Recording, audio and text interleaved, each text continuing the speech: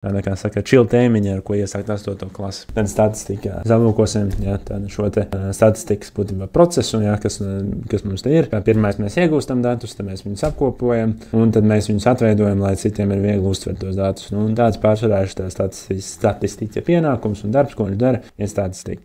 Nu, statistika zināt ir diezgan svarīga, tāpēc, ka mums ir vairāki skaitļi, un tos ir viegli, ar tiem ir viegli manipulēt, un tādā veidā radot kaut kādus viltus priekšstatus, un tas ļoti noderīgi. Ja viens no priekšmetiem, kas ir ļoti noderīgs dzīvē, tā ir statistika, un kaut vai jūs nebūsiet statistiķi, jums būs ļoti svarīgi ziņās filtrēt to, ko rāda sociālajos tīklos un kādus datus jūs prezentē. Un ja jūs arī, piemēram, jūs būsiet, biznesa īpašnieki, jums arī tas būs svarīgi, ja jums ir mākslinieki, tas arī būs svarīgi, ja kurai profesijai statistika ir svarīga. Tiem, kas man nezina, mani sauc Ernests, esmu iegūst 100% matemātikas eksāmenā 2. vietu valsts olimpiādē un 1. vietu zinātnisko darbu konferencē, bet tagad mans mērķis ir garlaicīgo matemātiku paskaidrot jauniešiem saprotamā valodā. Šajā video es paskaidrošu šo tēmu un dodamies apakaļ pie video. Ieguve? Pavisam vienkārši.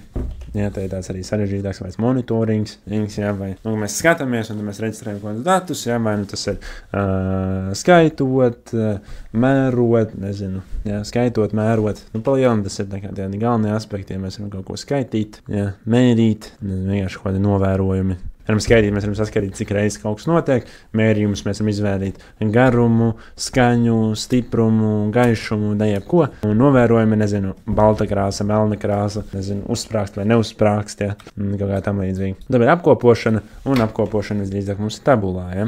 Tabulā mums ir šī tāda kā apkopošana, un tā tabula, ko piedāvā, ir parasti, ka te mums ir kaut kāds, jā, ka te mums, piemēram, ja kaut kādi, pilsētas, piemēram, Rīga, Roja un Talsi. Pilnīgi random pilsētas izvēlējos īsākos nosaukums, lai ietilpst iekšā. Un, piemēram, mēs saskaitīsim, mēs apstājamies uz Rīgas galvenās ielas, cik daudz mašīnas pabrauc garām, minūtes laikā, cik Rojā un cik Talsos, piemēram, Rīgā, kur pārbrauc. Mēs saskaitījām, kur 7 mašīnas, mēs ierakstam 7, Rojā mēs saskaitījām 3, ierakstam 3 un Talsos bija. Ja tu esi ticis šitik tālu, tev tas likās noderīgi, tad būšu ļoti pateicīgs, ja tu uzspiedīsi pogu abonēt, jeb subscribe, lai es varu turpināt palīdzēt tev uzlabot savas matemātikas zināšanas.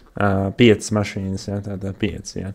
Tātad mums ir tātad, kur mums kaut kas, ko mēs pētam, tad mēs varam izmantot stabiņus, lai skaitītu. Jā, var izmantot šo arī pārsvītrošanas metodi, ja kā, jūs filmās redzējuši, kā cietumnieks skaita dienas, un tam mums ir biežums, jā, un tad, tas, ko mēs darām, mēs skaitam šo te biežumu, jā, un tam izmantot tabulas apkopot un attēlojot, mēs varam izmantot visādi šādas te diagrammas, jā, ir teiksim, stabiņu diagrammas, jā, tad ir arī šīs te apļu diagrammas, dažādas diagrammas, lai vieglāk uzsvert tos datus, kas tad beigās bija atrasts, uzzināts un tā tālāk.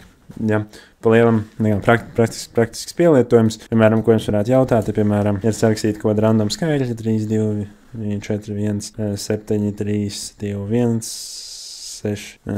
6, un te jums, piemēram, jāskaita, piemēram, cik skaitļi bija no 1 līdz 3, cik skaitļi bija no 4 līdz 6, un cik skaitļi bija no 7 līdz, 10. Ja. Un tad no 1 līdz 3 ir tātad vieninieks, trīnieks, divnieks, vieninieks, trīnieks, divnieks, vieninieks, tātad bam. Ja mums ir sanāk, jā, šajā 7 skaitļi, tātad 7.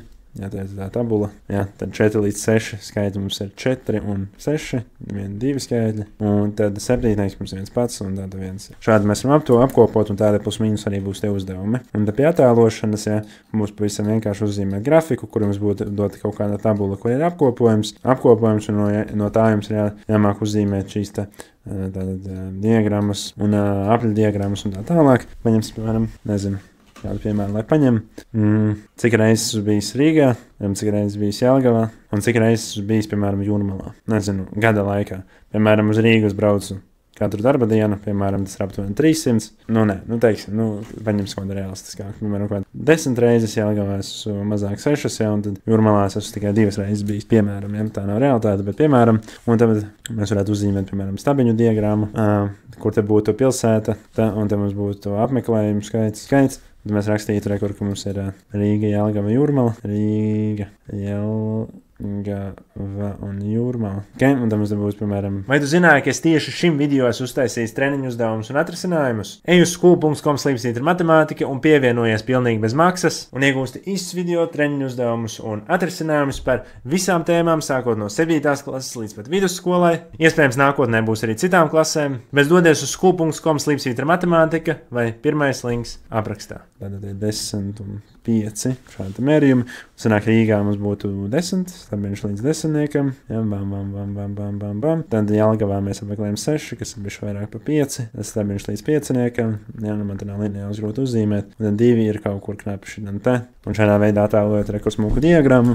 Ja, mēs tad varam, tā kā tiem, kas aplūko šo te, visi iet mīnusā. Okay? Un tikpat labi mums varētu arī, piemēram, mēs varētu uzzīmēt arī to te aplīti, aprēķinot, cik ir katra daļa. Ja mēs zinām, ka kopā apmeklējumi ir bijuši 18, tad 10 līdz 18 būtu kaut kādas 5/9. Tad mums būtu, ja mēs te dalītu, sanāk 10 līdz 18, 6 līdz 18 un 2 līdz 18. Šis tā video bišķi ievilkās, bet nu diezgan daudz, kas jāaplūko ir vienā šajā te nodaļā. Un, ja mēs saīsinām, tad tas ir 5/9. 3/9, ja, dalīts ar 2 ir, jā, 3/9, un te mums ir 1/9. Jā, šo var saīsināt uz 1/3, bet neko nedod, paliksim pie 9 daļām. Mums uzzīmēm apli.